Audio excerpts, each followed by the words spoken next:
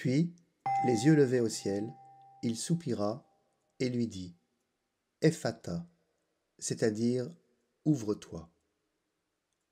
Puis, les yeux levés au ciel, il soupira et lui dit, Ephata, c'est-à-dire ouvre-toi. Dans l'évangile de ce dimanche, au chapitre 4 du récit de saint Marc, il nous est présenté un miracle opéré par Jésus. Jésus en effet guérit un sourd, incapable de parler correctement, du fait de sa surdité. À plusieurs reprises dans les évangiles, on voit Jésus se faire guérisseur. En grec, il se fait thaumaturge. Dans l'Orient ancien, il y avait une multitude de thaumaturges. Ceux-ci étaient souvent en lien avec des sanctuaires, édifiés en l'honneur de tel ou tel dieu.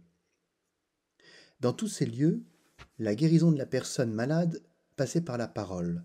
Il s'agissait d'une parole échangée entre le malade et le guérisseur. Et à l'issue de ce dialogue, le guérisseur proposait un remède lié à une pratique cultuelle, une offrande aux dieux, une ablution rituelle. Ce qui fait que Jésus n'est pas un guérisseur comme les autres, c'est qu'il intervient ici sur la personne d'un sourd, incapable d'entendre ni de parler. Ce récit de miracle nous dit quelque chose sur l'identité de Jésus, sur l'autorité qu'il a sur les forces du mal.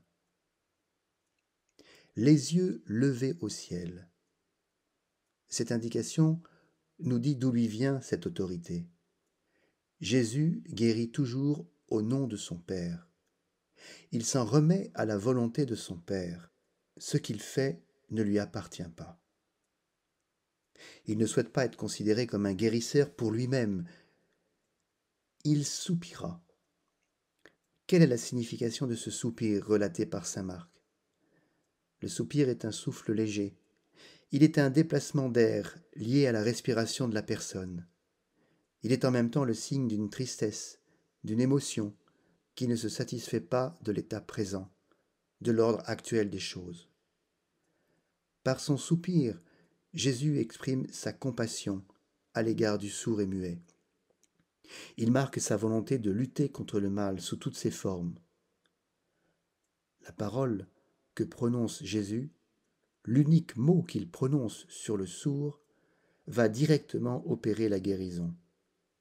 Ephata sonne un peu comme la victoire de cet homme qui s'était replié sur lui-même du fait de son impossibilité de communiquer avec le monde extérieur. Ouvre-toi. Cette injonction de Jésus nous dit que pour croire, pour vivre la vie que Dieu nous donne, il faut s'ouvrir. S'ouvrir au monde, s'ouvrir aux autres. Nous sommes des portes. Nous pouvons rester claquemurés dans notre univers, dans nos regrets et nos remords. Mais Jésus nous propose bien autre chose. Il nous appelle à ouvrir notre porte. Ouvrir pour accueillir le don de Dieu en nous. Ouvrir pour montrer un chemin, pour laisser passer mon frère qui a justement besoin de moi en cet instant. Ephata est une parole qui me guérit jour après jour. Cherchez, vous trouverez. Frappez, on vous ouvrira. Bon dimanche.